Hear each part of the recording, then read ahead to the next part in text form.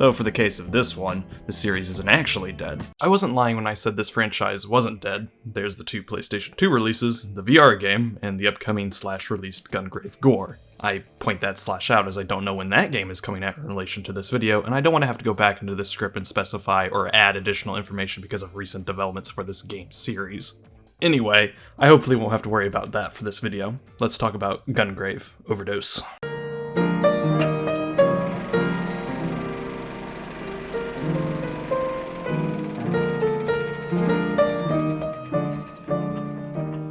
Unlike my story that I had for Gungrave, my connection to Overdose comes not from a YouTuber but from another video game. That being Chaos Wars, Idea Factory's prototype for Argrest. Those who know about Chaos Wars know about its reputation, well, the English dub's reputation. For those who don't know, the English dub of Chaos Wars is laughably bad, so much so that it turns around to being the room of video games. So, can you move, Uru? Karen? Wow, I really can't move my body.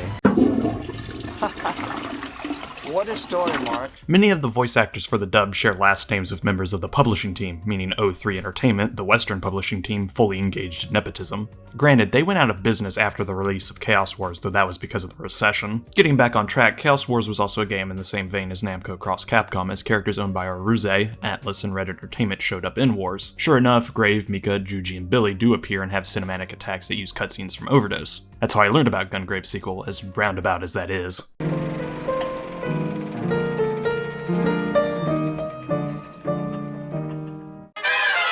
Holy, no information, Batman! Basically, everyone who was a part of the development team came back to work on this game, though not everyone was in the same position as they were for Gungrave. Naitao was still the main character designer for the game, which should be a given as this is his series, though in the director's chair for the game was Nahito Hanai, a designer and programmer for the first game. Overdose was only being published by Red Entertainment this time, as Ikusabune, the company that produced the animated cutscenes in the first game, was the developer. Likewise, Sega was no longer publishing the game in America, as it was instead Mastiff. To call Mastiff small is to say Water is Wet or Naughty Dog are a bunch of hack frauds, but they fit the budget nature that Overdose had. The game released in Japan and America in 2004, March for Japan and September for America, while Europe got it in 2005.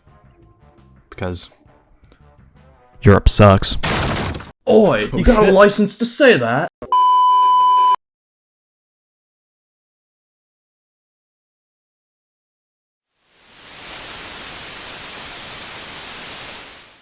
I wasn't kidding when I said there was no information readily available. A thing to note going forward is that Overdose, while a sequel to Gungrave, is also a sequel to the anime, which explained a lot what was going on in Gungrave. While it isn't necessary viewing to understand Overdose, I will say that the anime is pretty good and is worth a watch. Just like with Gungrave, I used an emulator to play Overdose, so everything I said about using the PlayStation 2 emulator does apply here as well.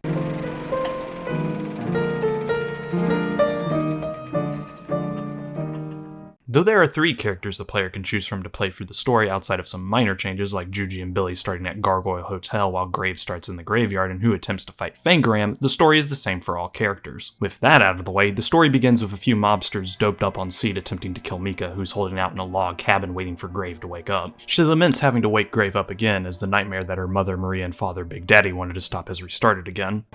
Can you forgive me for fighting? For waking him again? One of the goons makes it inside the cabin because Mika misjudges her shot with a bazooka, but before the Jehovah's Witness wannabe can extol all the wonders of seed, Grave wakes up and does what he does best, kick the asses of all the made men surrounding the cabin.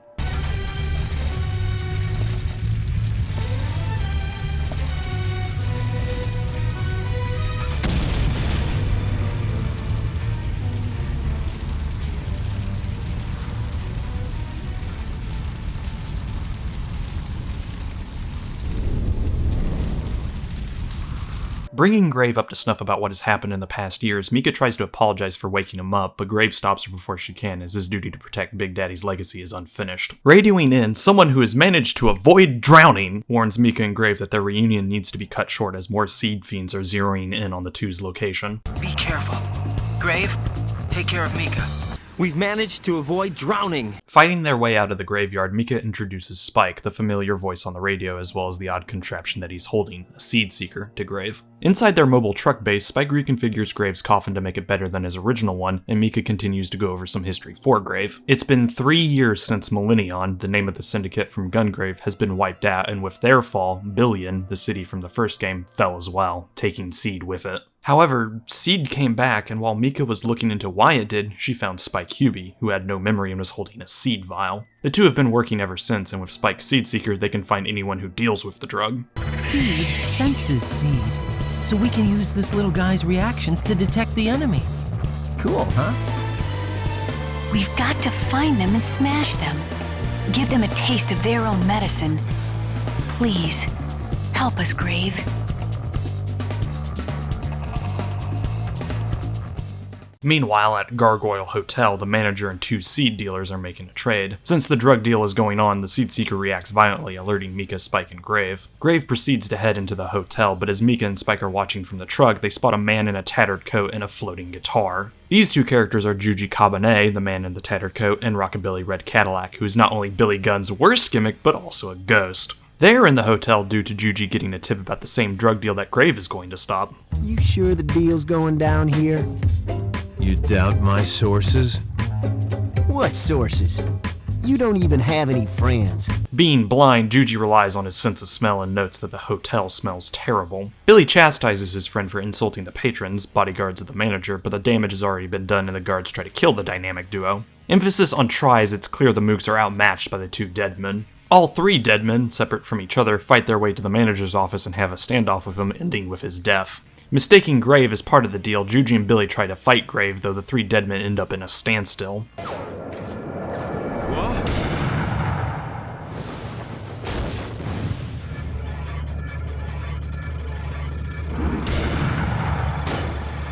Gotcha.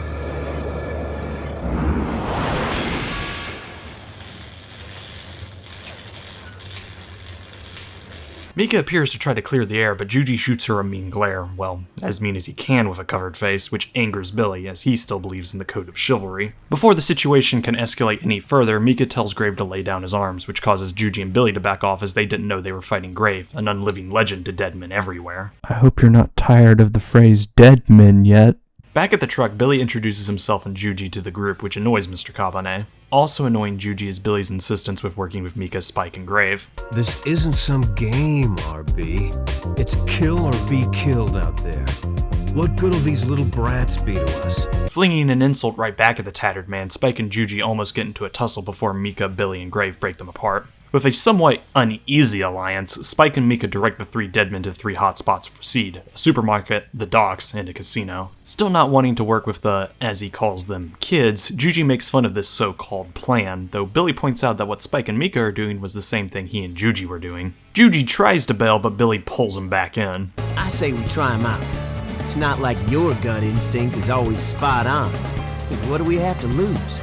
Hitting the supermarket first, the 3 trash it much like Stone Cold and Booker T did. I hope you're ready for more wrestling references, because this episode is chock full of them. They do find Afro Kung Fu, local drug dealer and God Hand boss, in the meat storing part of the store and beat him down. Despising their smell, Juji tries to gun down some of Kung Fu's goons alongside the man himself, though Mika attempts to stop him by saying that they are just innocents taken over by Seed. That line of reasoning seems faulty, not only to me, but to Juji as well, who goes against Mika's wishes and guns down the mobsters.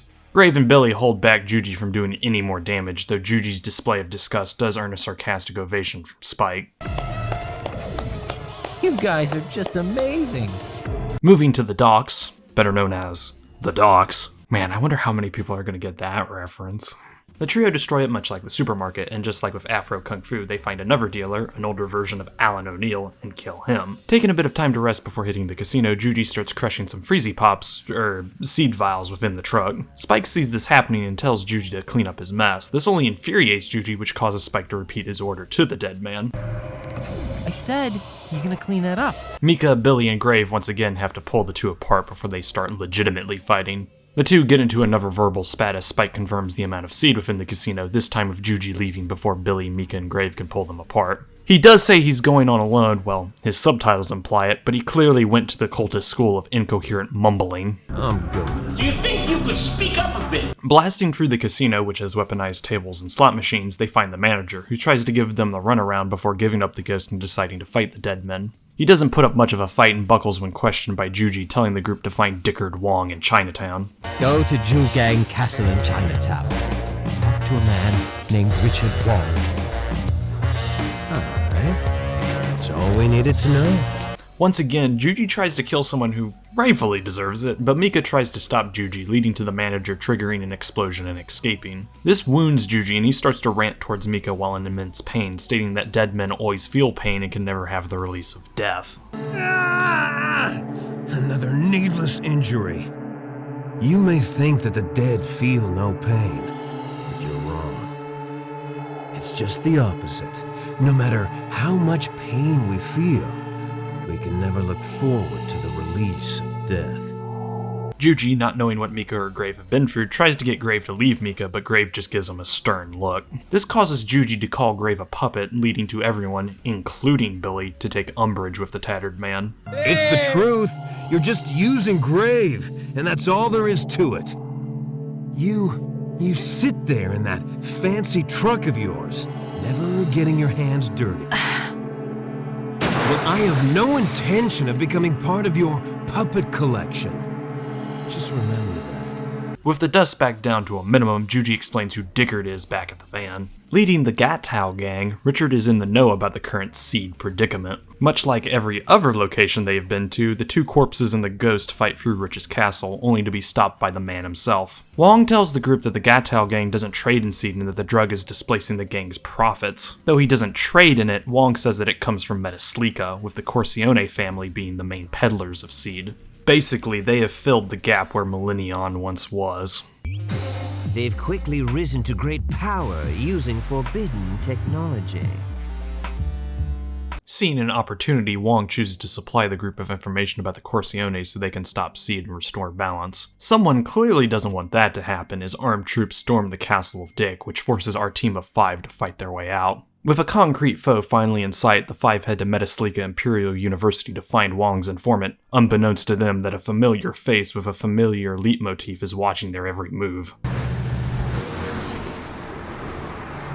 If there is a god, you must have a nasty sense of humor.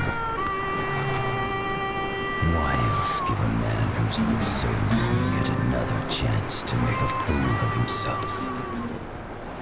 Since the drive to Metaslika is a bit of a long one, Spike expounds upon Don Corcione, the drug leader trading in Seed, and how he practically owns the Metaslika Peninsula. Just like Millennion, Corcione is using Orgmen alongside his private army. Inside the university, the group meets with Slim Cognito, real name Guido Bortoli, and he hands them a disc containing more info about the Dawn before being shot dead. Please, get revenge for me and my family.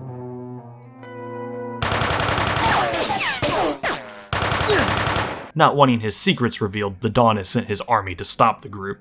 Juji susses out that someone must be leaking the band's whereabouts, but the elite task force is a more pressing issue. Though the battalion of the Dawn's men are backed by a lot of firepower, including 3 drones, it doesn't stop the dead men from wiping them out and escaping. Within the safety of the truck, Spike tells the group about another member of the family, Garino Corcione. Garino is the adopted son of the Dawn with a Harvard education, clearly making him the R&D guy for the family. Just the mentioning of Garino sets off Juji. Shut your trap, brat. I'm telling you, he's mine. If anybody touches him before me, I'll kill him. Hiding to let the heat die down, Juji and Billy have a conversation away from Mika, Spike, and Grave. In it, Juji once again brings up that someone is telling the family about their plans. Suspecting that there is a rat, Billy says that he isn't it, which annoys Juji. Their convo ends with Juji wanting Billy and he to leave the group. Somewhere, most definitely the Dawn's mansion, Don Corcione rallies his inner circle and tells Garino to fetch the newest Orgmen created. I understand, Father.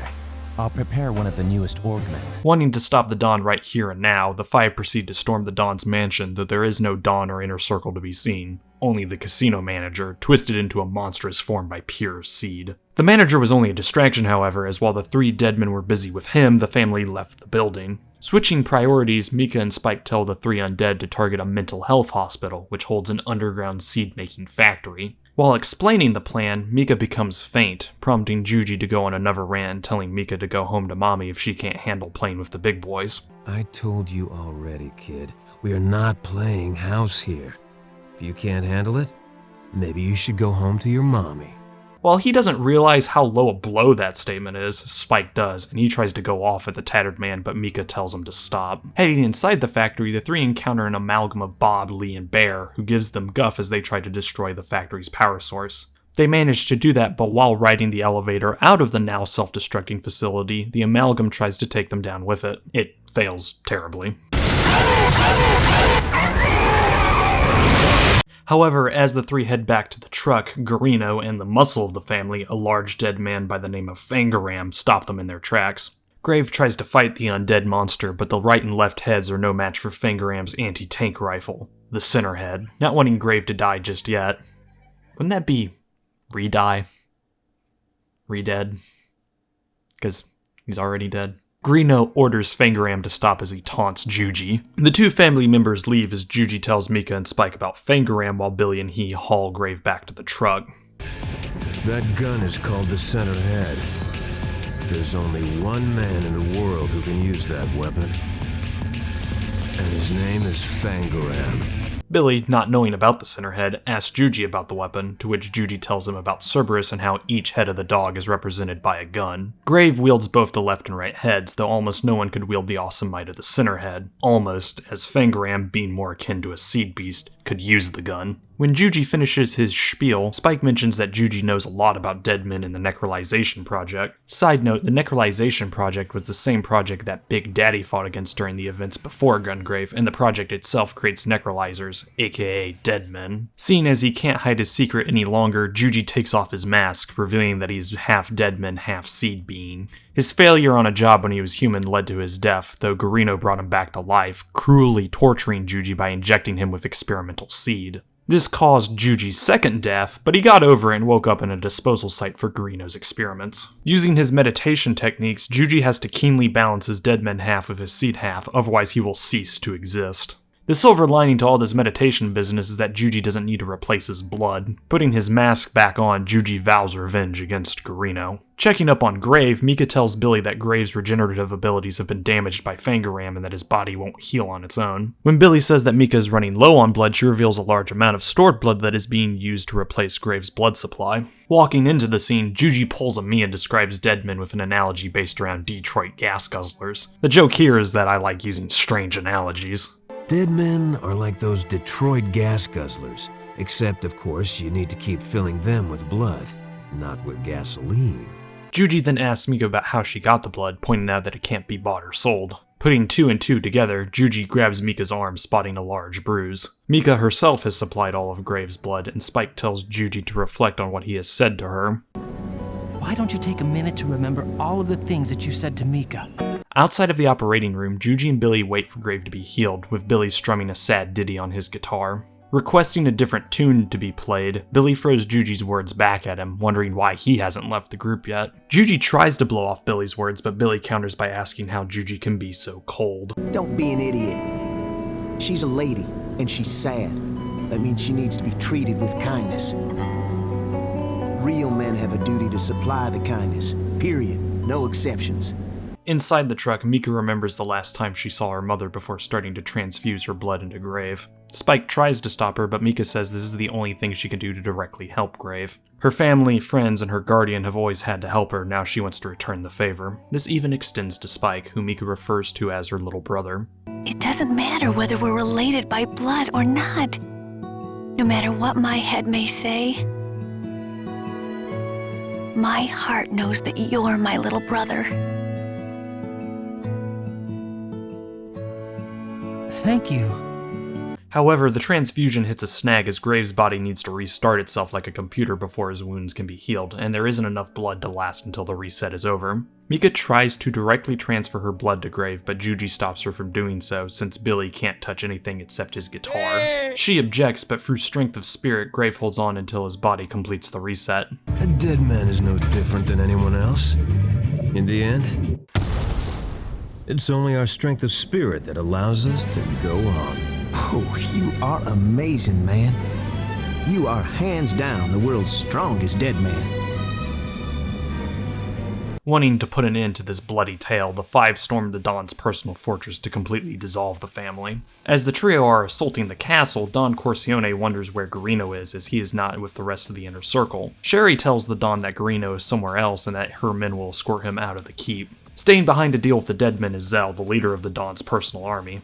He talks a big game to the three, claiming his unit has killed 4 dead men, but Zell doesn't put up much of a fight. The group doesn't kill him, and he orders his men to stand down. Too bad that doesn't include Fangaram, who is itching for a fight with Grave, but Billy instead answers the challenge, wanting to show that he cares for Mika and wanting Grave and Juji to catch up with the Dawn. When Mika was suffering, I couldn't even put my arm around her shoulder. This is the only way for me to show her how I feel.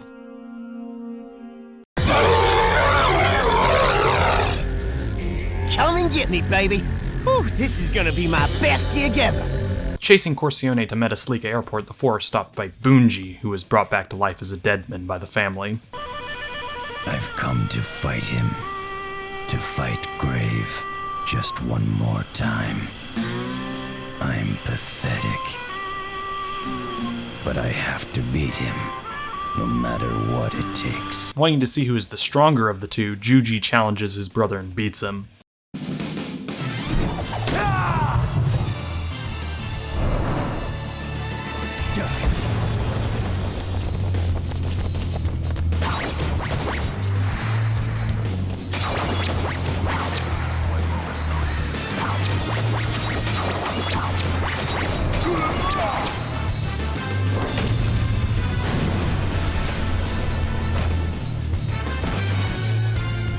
Boonji congratulates Juji on his strength before dying again, though this only enrages Juji, as Boonji, in Juji's eyes, is once again being self-centered, not thinking or caring about the people around him. Personally noting the irony in this, Juji matures past his own selfishness.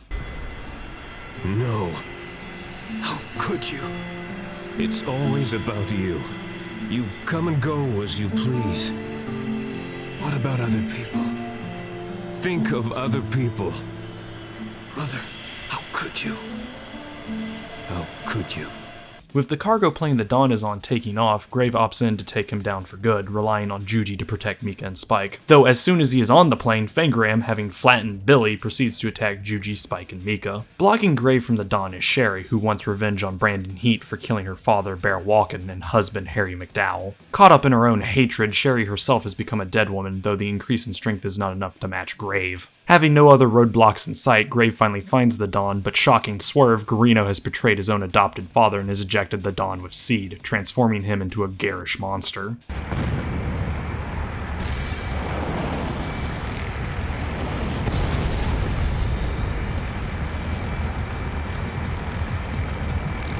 Facing the now transformed Corleone, Grave puts the former Dawn out of his misery. Returning to the truck, it has been left in shambles, with Juji, Billy, and Mika looking worse for wear. Explaining what happened, Juji accuses Spike of betrayal, as Fangaram only attacked Mika and Juji, never attacking Spike. Spike also injected Mika with seed before leaving for an unknown location. Seed has already started taking over Mika's body, but without the drug, she would be dead. In the midst of condemning Spike for turning Mika into a monster, a tracker goes off, showing Spike's current location. Following the trace, the four are led back to the hospital, with Juji stating that it's a trap, one that he will proudly walk into just to wring Spike's neck. Once inside the factory section of the hospital, the 3 dead men spot a newly uncovered entrance and head inside it, leading to a secret lab filled with seed monsters. Battling their way through, the 4 find Spike. True to his word, Juji attempts to gun down Spike, but Mika, with her new seed powers, stops the bullets.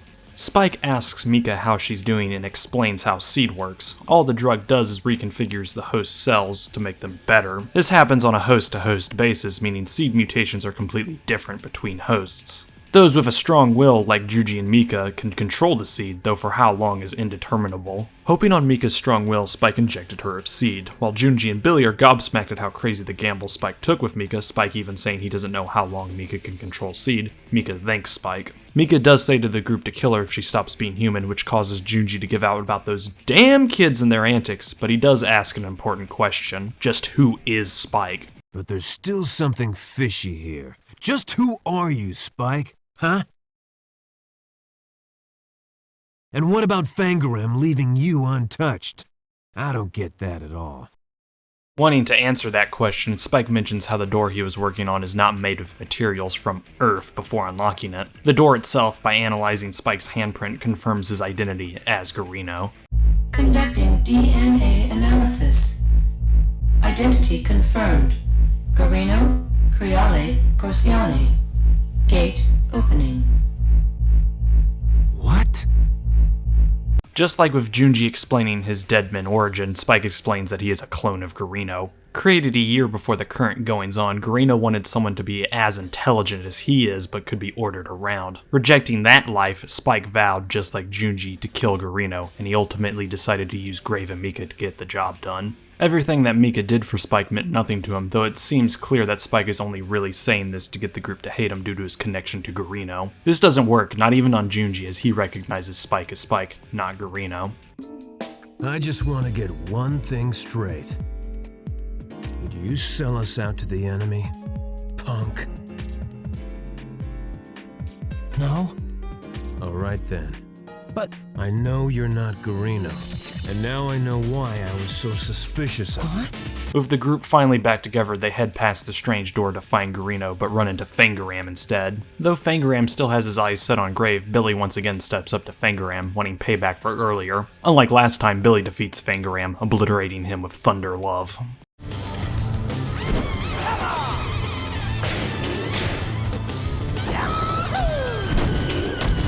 Been saving this one just for you.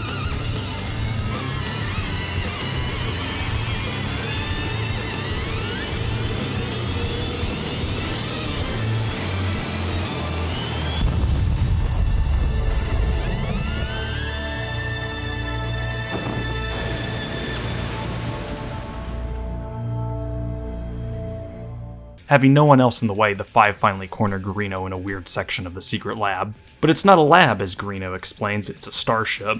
Both Seed and the Necrolization Project have their origins on the ship, and Garino cut a deal with the aliens connected to the ship. Being the Ubermensch isn't all that is cracked up to be, and Garino became bored. Wanting to see the rest of the universe, as Earth wasn't doing anything for him, Garino agreed to spread Seed, as the aliens and Seed are one and the same, if he could receive some sweet, sweet alien tech.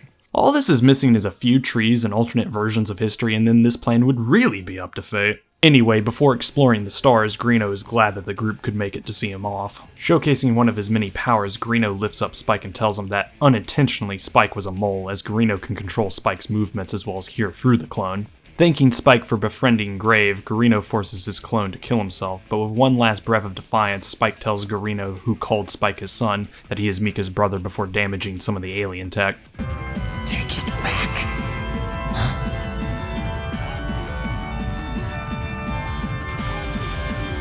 I'm not your son, I'm Mika's brother. No!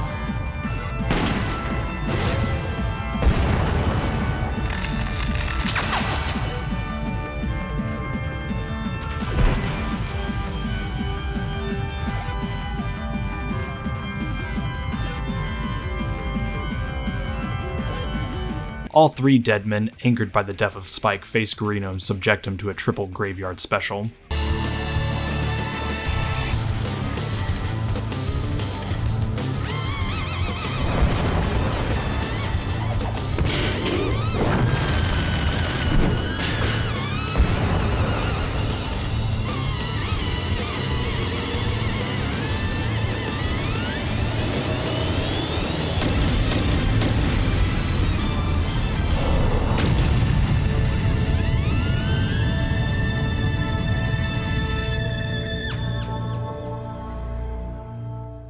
Lying, dying, and defeated, Garino hands Mika the counter seed, which will remove any and all seed within a person. Fully entertained by the trio of dead men, it's as if there's a little bit of Spike within Garino as he tells them that they might still be able to save Mika. With his last words, Garino asks if they believe him, with Junji answering yes.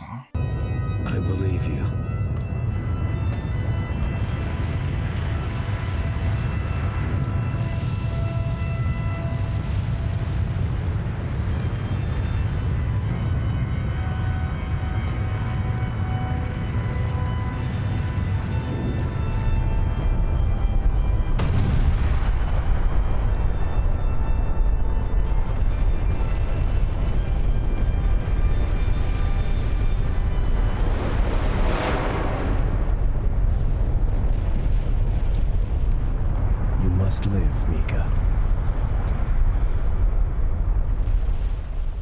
Since the seed pandemic has been stopped, Juji and Billy head their own way, as both of them will forever roam, never being tied down to one location. Right before heading into the sunset, Juji tells Mika that if she and Grave ever need help, don't be afraid to hit him and Billy up. Walking away, Juji has taken Spike's goggles as a memento of the man, and the game ends with a shot of Maria's grave with a new grave next to it. Spike's. Overdose's story is a clear upgrade from Gungrave's story by the sole fact everyone is actually given a character. While the overall story is much like Gungrave's story, evil mob boss with powerful associates attempting to take over the world, ideas introduced from the first game are explained and characters grow during the story. The major plot device within the story is Seed, which is fully explained within the game, unlike Gungrave. It's a substance of alien origin that enhances regular people at the cost of their humanity, as the aliens themselves wanted to repopulate and Garino was happy to oblige if he could leave Earth due to his boredom. In the first game, Seed only comes up a few times and it's never explained what it does, even though it is the reason why the members of Millennion have overkill forms as well as explains why the Orgmen exist. With Overdose being much more upfront about explaining things only hinted at in Gungrave, it doesn't leave as much confusion, as you just have to roll with what happens in Gungrave, like with the overkill modes and the alien god. Garino's motivation for what he does, including spreading seed, just might be one of my favorites in fictional history. He's achieved everything and is completely bored because of it. Having an army of alien monsters on all the money he could want leaves him yearning, so he jumped at the chance to see what the universe might hold, not caring if he dooms humanity to seed. Why should he care? In a way, he is a god among men, though his attempt to create life did backfire on him as Spike rejects him in the end, siding with Mika and Grave. What Spike doesn't realize until it is too late is that Garino was always in control of his actions. Yet, after Garino is defeated, he gives Mika the cure to seed, partly because Grave, Junji, and Billy satiated his boredom, but also because there's a hint of Spike within Garino. Hell, I even think that Garino kickstarted this whole entire plot just so he could fight Grave, Billy, and Junji to help with the boredom. This might even explain why Garino experimented on Junji. While reason is never given as to why Garino did the things he did to Junji, as the only explanation we get out of Garino's experiments is that he wanted a right-hand man, something that Junji may or may not have been a part of. I like to view it as Garino making someone that could challenge him, someone who's far beyond both dead men and seed beings. Spike might be the most interesting character in the main cast due to his unknown origin and his caring nature. Junji, from the get-go, can't stand Spike as he smells extremely familiar to the tattered man, and as it turns out, it's because Spike is a clone of Garino, the man who left Junji the way he is. Half dead man, half seed being. Fangaram deciding not to attack Spike during his raid on the truck just adds more reasons to distrust Spike, especially since he injected seed into Mika. However, everything he did, including infecting Mika, was to be helpful. He knew that Mika had a strong will, no doubt from being the daughter of Maria and Big Daddy, and wanted to see if Mika could survive with seed, not wanting to see her die.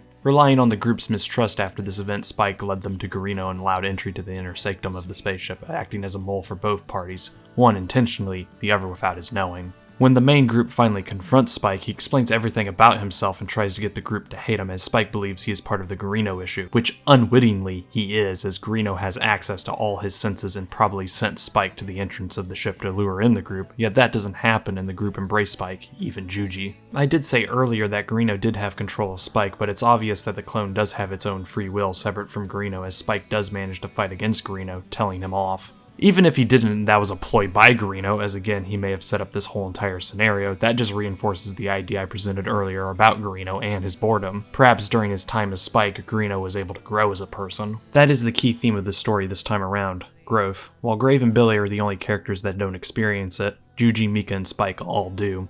Mika, who is more or less a prop in Gungrave's story, becomes the face of the party, usually deciding what to do next. She has grown from the shrieking violet that she once was into a strong, determined woman that Tokioka said she was. One of my favorite scenes within the story is when Grave gets wounded and needs a transfusion. As Grave becomes gravely wounded by Fangaram, Mika and Spike set him up to receive a fresh blood supply. While they are doing that, Junji and Billy ask Mika and Spike why they have so much blood, as Junji points out it can't be bought or sold. The spot on Mika's arm is then revealed, showing that she is the one supplying Grave's blood, a sacrifice she is beyond willing to make. At that point in time, Junji has treated Mika like a little child, not knowing the life she has lived or the length she is willing to go to help Grave. While Grave ultimately gets up on his own without a transfusion, as his human spirit is just as determined as Mika's, I love seeing the extremes that Mika is willing to go to help Grave, just as he does as her guardian. It's great that it's seen on screen as well, as we only got passing mentions in the first game about how she acquired the left and right heads when Mika talks about the Orgmen. Junji is the character that grows the most within the story. Cranky and always bad-mouthing someone, Junji only cares about his personal goal of taking down Garino. In the beginning, he's always at odds with the group, including Billy, but as they continue hunting down Seed and dealing with Garino, Junji starts to realize that he does care for the party.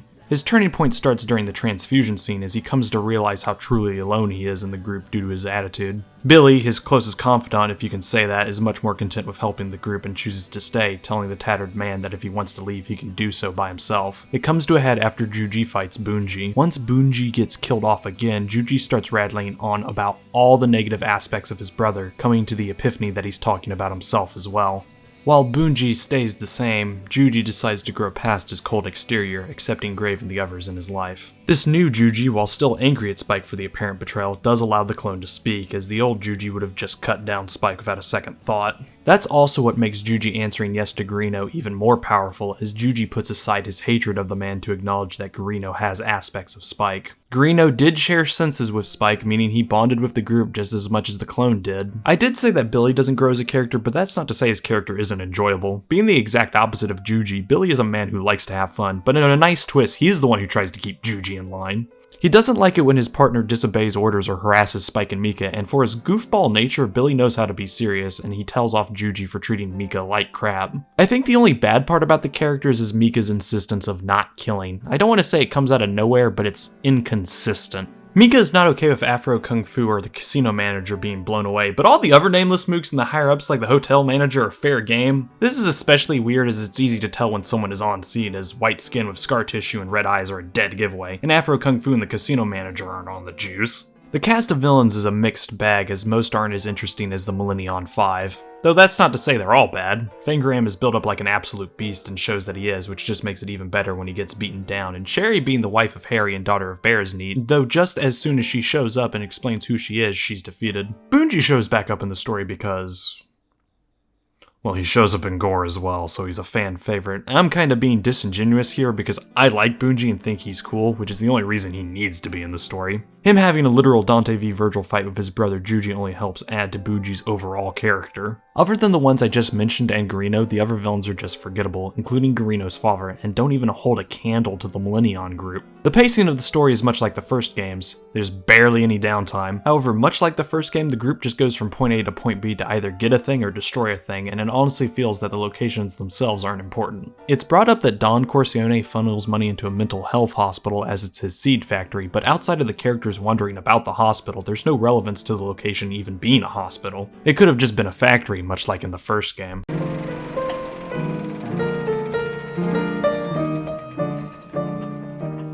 The game looks noticeably worse off than the first game. I won't say it is bad, just less stylized. Overdose doesn't have the same lighting as Gungrave does, which in the first game did help mask the quality of the models. While the models in this game aren't low quality by any means, there are some noticeable quirks with them, particularly the faces, which are just plastered on the model. Animations are still good across the board, with each main character having their own flair. Enemies still suffer from being reskins of each other though, but each are, just like the main characters, stylized to the point of standing out. There are rare enemies that are more noticeable than the standard variety, like Afro Kung Fu, though most of the time these enemies are mini-bosses. The animated cutscenes do look slightly worse off than they did in the first game, with stiff animations appearing in almost all of them. Lip syncing is slightly off as well, though it varies from cutscene to cutscene. Instead of using the in-game models for in-engine cutscenes, the game uses a visual novel style to convey parts of the story. Each character has a few CGs they flip through depending on the situation, and there are unique CGs for certain events, like the defeat of Sherry and Fangaram. Sound effects are still pretty good, and just like before, be prepared to turn down the volume as Overdose is even louder than Gungrave. Sound mixing is still an issue, though I don't know if it is better or worse than the first games. I would say it is about even, though Overdose does produce more noise than Gungrave. Music is surprisingly absent, which is a big shame as I loved Gungrave's jazz-inspired soundtrack.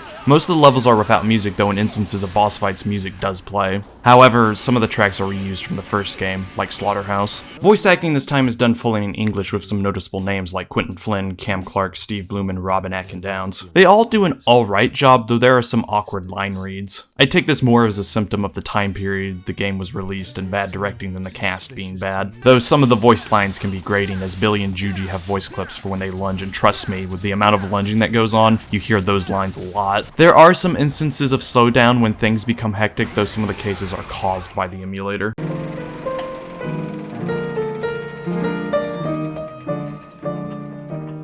Gungrave Overdose is still a third-person shooter, though a lot of the mechanics introduced in the first game have been reworked to flow together. There is no longer a run button, characters run automatically, and turning is faster than what it was in Gungrave. The quick turn is still in the game, and just like in Gungrave, when gun dancing, the player can quick turn. Shot attacks still operate much the same, though there are shot combos now, where Grave, Billy, and Juji will focus fire onto a single target when not locked on. This makes up the third shot mode, as gun dance and focus still exist. Shots in shot combo mode are more focused than focus shots and do higher damage, but the player is locked in place until the shot button is let go. Locking on still does what it did in Gungrave, though a player can now switch targets when locked on to mixed results. Just like in the first game, elevated targets are harder to lock onto, and forget about trying to lock onto specific enemies in a group. The lock can also drop depending if the enemy just slightly moves out of range. While locked on, the selected character will fire in focus mode, but can still do lunging shots, which also still act just like they did in Gungrave, being a happy medium between gun dance and focus shots. Depending on the character, lunging shots might do more damage than shot combo shots.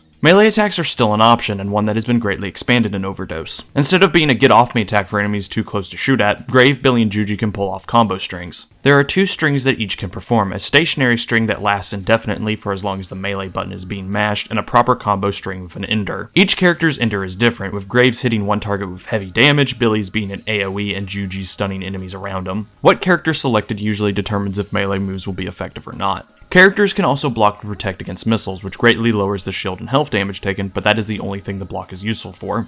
It's much better to dodge around than be a sitting duck, and missiles can be deflected with melee attacks, leaving me questioning why the block even is a thing. Beats still work the same as they did in Gungrave, and as long as Grave, Billy, or Juji are attacking something destructible, their beat count will go down. Higher beat counts give more fuel to the skull-o-meter, still the most metal meter in existence. Demolition shots, however, work differently than how they did in Gungrave. The player can only hold 4 demolition shots in stock, though to counteract this low amount, each character has 7 demolition shots to choose from. I say 7 as there are 3 categories of demolition shot, and one category is slow-mo, with the higher levels just being increased slow-mo time. The other 2 categories are forward shots and AoE shots. Forward shots hit directly in front of the character, with higher level shots having added effects or increased damage and range. AoE shots hit around the player, and just like with forward shots, higher levels do different effects. Each category of demo shot has 3 levels, and each level determines how many stock demolition shots will be used. The heal option no longer exists, and that is because demo shots now replenish shield by certain amounts depending on the level of shot used. Health can also be recovered, but I don't know what causes this. This is to make the demolition shots in Overdose have a gameplay purpose, as there is no real reason to use them in Gungrave outside of graveyard specials or large crowds of enemies. Graveyard specials are no longer initiated by the player. Sad face. Though specific boss encounters do end with a graveyard special. Levels remain relatively unchanged from the first game, they're just bigger with more enemies and objects to destroy.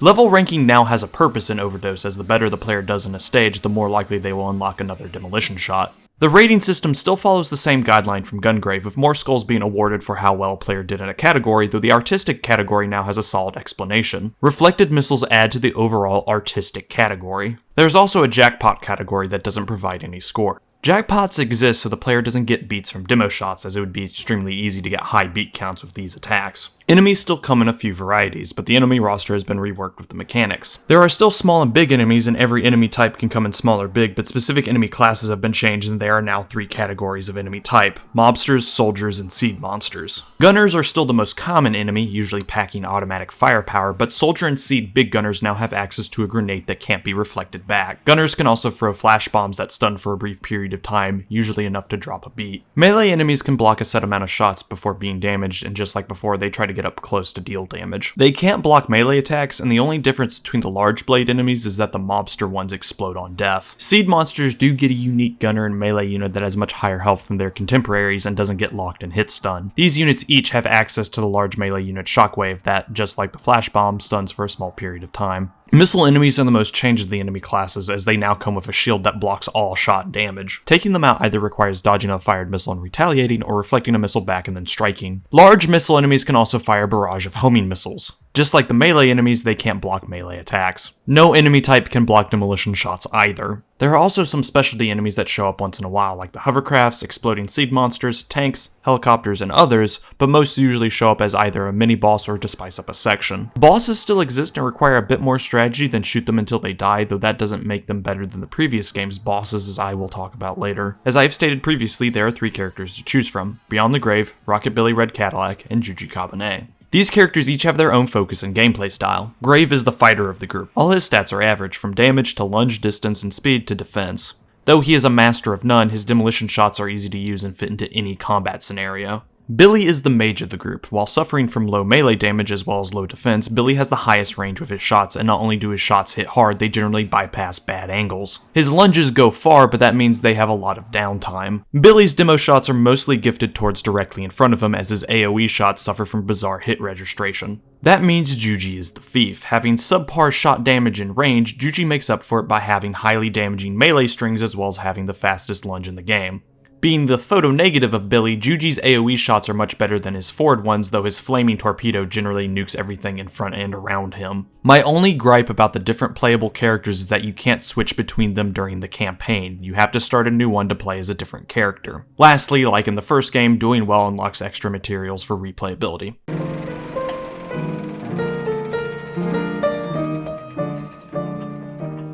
While I did complain that you can't switch characters in between levels, I adore the care that was put into each of them. All of them feel like their own character, each with their own strengths and weaknesses. Grave is still the well-designed character that he is, that just comes with the territory of being designed by Night Owl, but both Billy and Juji match him in the coolness department. The fact that Billy is a ghost rocker that fights his foes by strumming his guitar that shoots lightning is one of my favorite parts of the game. Playing as him is extremely fun because of the flair that he has. Whether he belts out riffs to fire lightning or shimmies along as he flings his axe to strike his foes, Billy has a lot of character that is captured well.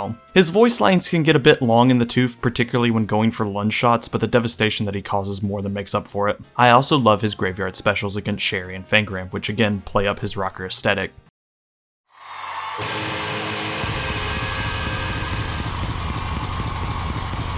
This is my last song. I hope you like it. Right on!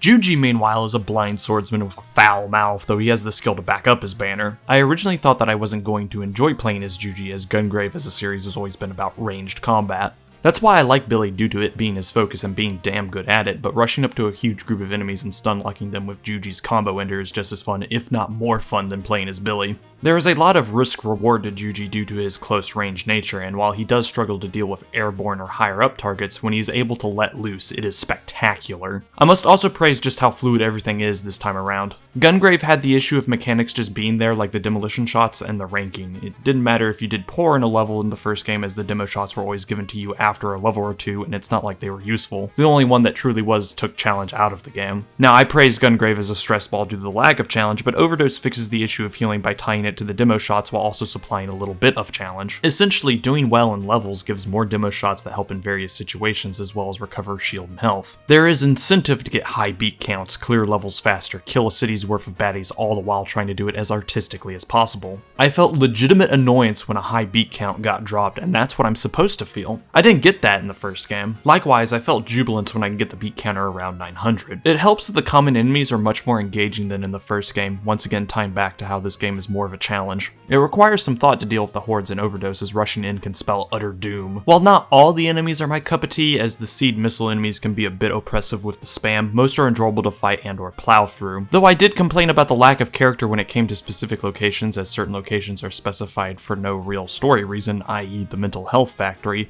that doesn't mean that I don't enjoy the levels. Two of the best sections in the game are almost back to back, the supermarket and the casino. Both have a lot of destructible items allowing you to cut loose, and the casino has an interesting gimmick, weaponized slot machines and craps tables. It's memorable due to how odd it is, but I think it fits in within the series. Much like fighting two bulldozers obstructing the way out or a tank within a cargo plane. That's something that this game has plenty of, set pieces. While the first game only had a few, with the major one being the chase sequence with the construction vehicle, Overdose has a lot of set pieces. Tanks might bust out of nowhere dropping in troops, or drones might appear to do battle. Levels in Overdose have memorable moments. The only bad one I can think of is the elevator sequence, and that's only because the flying skiffs are a bit hard to hit. Also memorable is the taunting. It returns and still has no function other than making the characters as bombastic as possible, which is always a good thing. Each character has 3 taunts, and all taunts are accompanied by some sort of explosion. If only taunting mid-fight would increase speed.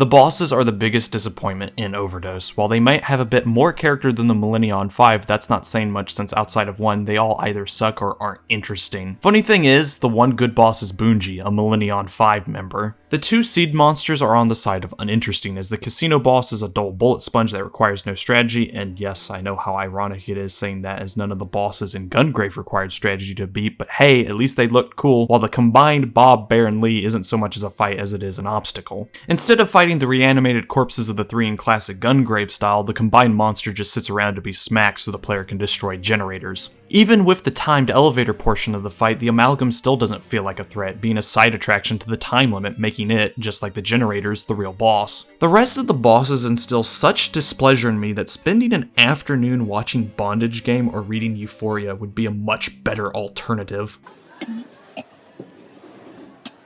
I need a medic bag! That's because all the other bosses have dumb gimmicks that take away from them. Sherry Walken should be this climactic duel as everything has been taken away from her, but instead of that, the fight is mostly haggling around with the camera due to her super speed, which, while it isn't bad in her first phase as she lets you shoot her, her second phase can only be reliably damaged via demo shots or melee attacks. Using demo shots can make the fight a cakewalk, as one flaming torpedo took all the wind out of her sails, but if you don't have stock shots, be prepared to fumble around trying to land melee attacks that always knock her down. Players and the enemy have a grace period when they get up from a hard knockdown. Since any melee attack will knock down Sherry, that means a lot of waiting. Don Corcione has the player focus on red weak spots that deal a lot of damage to him when they are destroyed. These weak spots are high up on his body, which means dealing with the awkward lock-on and its inconsistency. Oh yeah, and if you lock onto the spots, they close, meaning the only reliable way to deal damage is to hope that the regular auto lock hits the right target or demo shots. Demo shots can knock him off the field of battle, doing a high amount of damage, but unless you saved shots, it's unreliable. Garino is possibly the worst boss out of all of them. He isn't hard, just hangnail levels of frustrating. His first phase requires you to destroy crystals to open up consoles so they can be destroyed. The crystals float in the air, leading to awkward aiming, and while trying to get a bead on them, they shoot lasers that can knock down. All while this is happening, Garino can slow down time and summon mirrors to knock you down. The rate at which he does this is the most annoying thing ever. By the time you destroy a crystal, he'll either summon the mirrors or slow down time, sometimes even both, which will eat up enough time that the crystal corresponding to one of the consoles will respawn.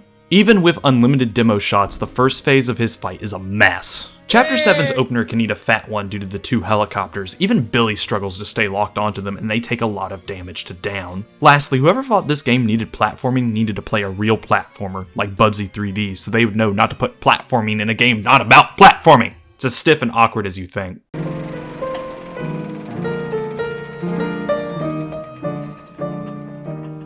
Overdose mostly improves on what Gungrave brought to the table. While Overdose isn't as stylish as Gungrave, the lack of music does bug me, and the bosses aren't as great as the first games, the improvements to the gameplay and story make Overdose the better of the two. Having 3 different characters, each with a different playstyle, opens up the game quite a bit, something that Gungrave did have issues with. Finding a ROM is quite easy, though check to see if your computer can handle a PlayStation 2 emulator.